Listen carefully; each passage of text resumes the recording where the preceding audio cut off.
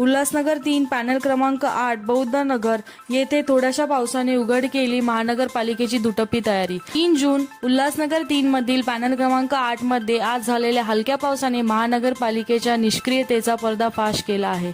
या भागातील गल्ल्यांमध्ये नाल्याचे सांडपाणी रस्त्यावर वाहत असून संपूर्ण परिसरात नद्यांसारखे दृश्य निर्माण झालेले आहे।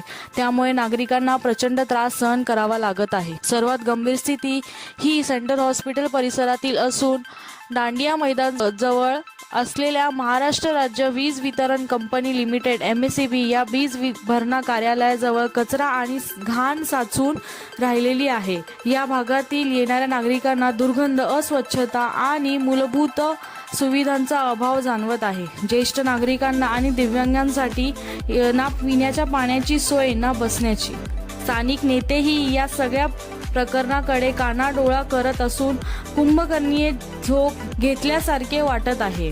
आता पाहावे लागेल की प्रशासन या समस्येकडे किती गांभीर्याने लक्ष देते आणि नागरिकांना यामधून किती लवकर दिलासा मिळतो।